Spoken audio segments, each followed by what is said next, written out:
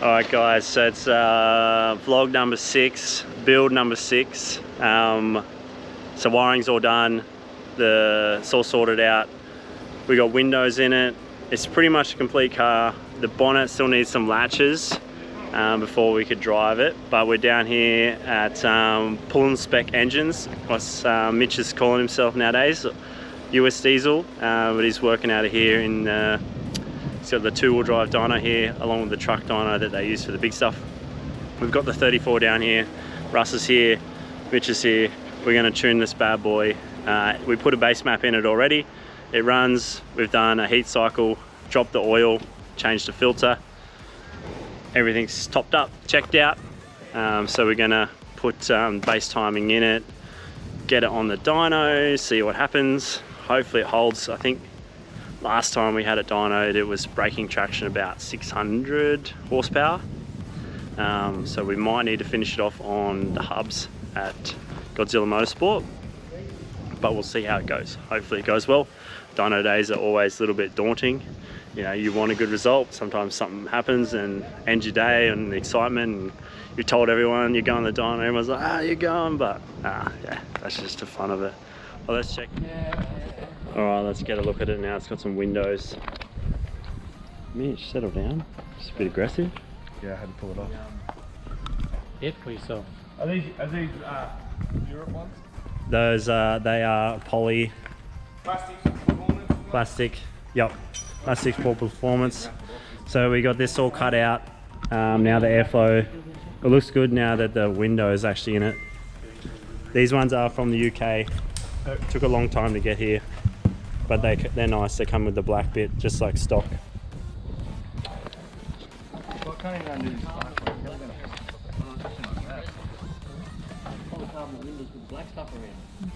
Mine are the same. Oh? Don't you ever look at that car? Oh, they're there on the back wall. Alright, so the balance that we got doesn't have a mark for TDC, so we're going to do the old school way. Mitch is dreading it. He's off it already. It's after lunch, past beer o'clock, so... I was going to skip the whole process, to be honest. Numbers are numbers, doesn't matter. If it takes 46 degrees, it is what it is. The dyno will tell us. It's true, the dyno does tell us. But...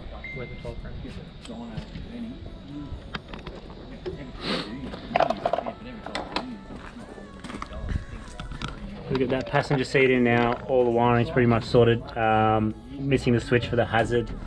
That's here now, so maybe I can put that in later if we get stuck. We also need cable to program the race pack so we can get the data on there. Okay, only. Oh. I feel like that could be too short now. That's what your missus says. No. Never heard that one before. That's too short now.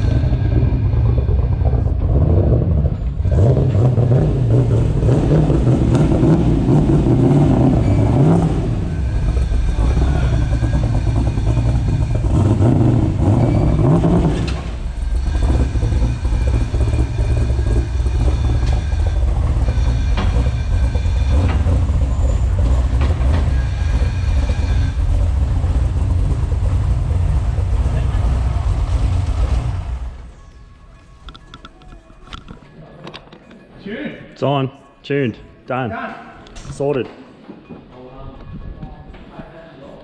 Did you forget where reverse was? I haven't driven full speed for a long time. You got the same box? Yeah, it's still sitting there. I thought it was over here.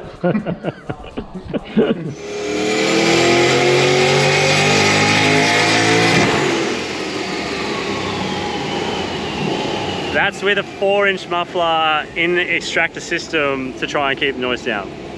Just doing some power runs. Seems to be slipping on the dyno at about 460 horsepower, but we'll see how we go. We'll get it tuned up, and then if we need to, get on those hubs.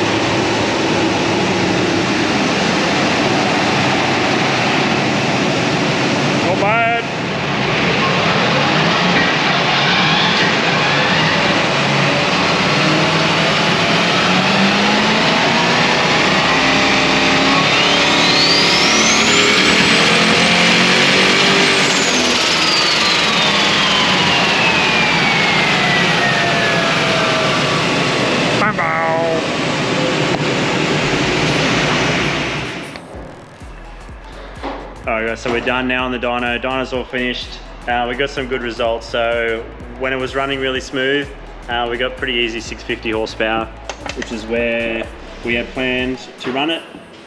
The 575 there. So as the car gets hot, it's breaking down the spark. So the coils are pretty old. We haven't touched them. They seem to work pretty good, but then once they get heat soaked, it's just losing our spark capacity. It's just not as strong as what we need to make the power.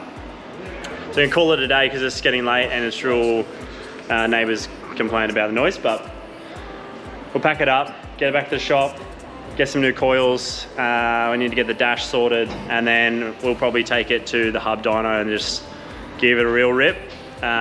Maybe put a high boost in it. Probably not. 650's a fair bit, but see what happens. Never know. It's good. All right, take 2 of the dyno tuning. We're at Godzilla Motorsport. We have the car on the hubs. We had a little bit of trouble with the cam lander. We've got it sorted so we can finish tuning. We got new coils in it, so when we're down at Mitch's on the rollers, we're starting to break down the spark, so we're kind of limited in the power. So we got new coils in it. We're gonna put some more boost in it and see what happens. Bit of fun this one.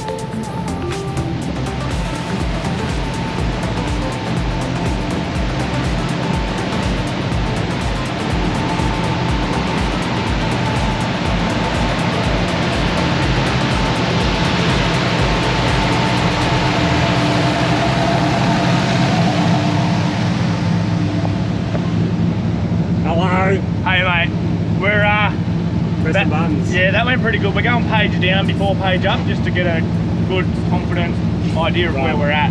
Roger. See what this does.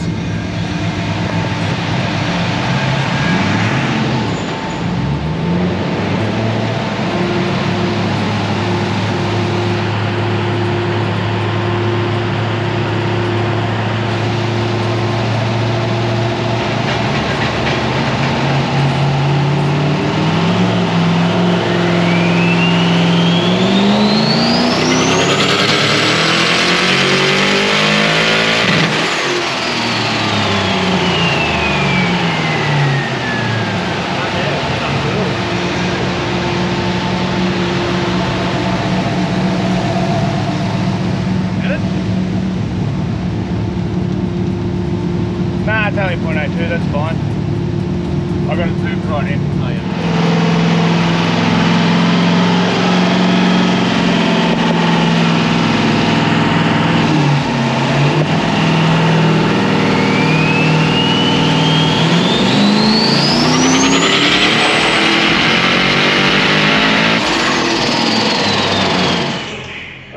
So always the joy of dyno days. They never go smooth, and if they do, I think they're very underrated. If you tuned a lot of cars, you'll know that they never go smooth, and when you do have a good one, it's the most relieving experience. And then someone that doesn't and they have a clean one, it's just it's kind of lost on them how well they go, how good it is when one goes well. So I've been on the dyno for a few hours. We're just trying to get the lambda working. It looks like the sensor's faulty, so we're using the one from the dyno, trying to get it tuned, trying to get it dialed.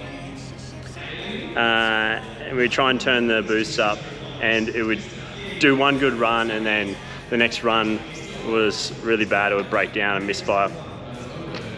I guess the trouble with LS or turbo LS is that there's so much stuff in the way, and spark plugs are right between the exhaust manifold. So getting to check things like spark plugs is a bit of a task. So it draws out the time frame. But what we did find was that it actually melted one of the boots on the spark plug lead.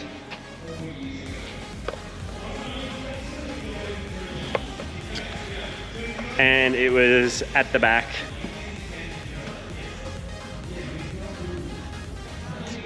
Hiding in there underneath the exhaust manifold, which makes it very tricky to easily check without spending a lot of time burning yourself, letting the car cool down.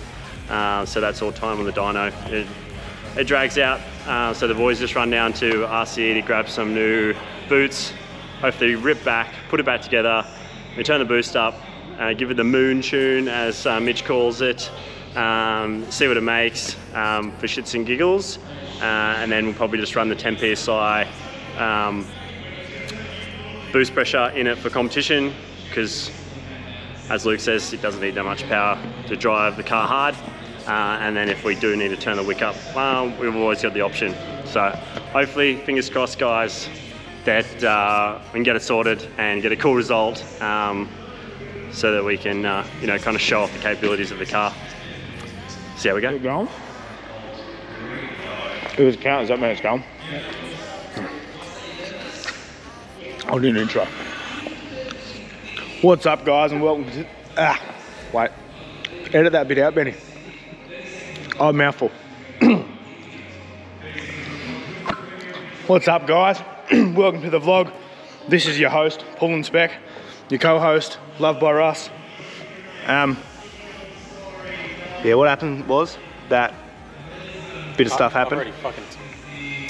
Russ has thrown the evidence in the bin, but the plug lead's got any hot stuff here. Some hot stuff. We got lead on. Yeah, I got some lead on about some hot stuff this evening. It was mainly meant to be the Savo, but anyway. Leads got real hot because they're gooey. No good for temp. So we got some nice A-cell ceramic leads and shit now, so... Oh, we let it swear? Probably not. That's right. Me first time. You can beep it out. Some MSD bits, so we're banging these together with some pliers on the floor here. And we'll give her a pull and pull the string, as they say, and see what happens in about another 5 or 10 minutes.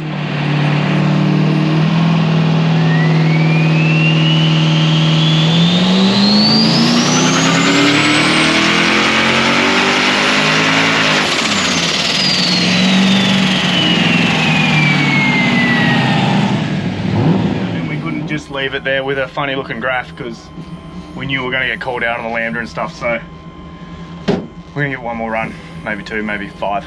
We'll see how we go here. The control, try not to ramp too much in down low because she's making some cylinder pressure.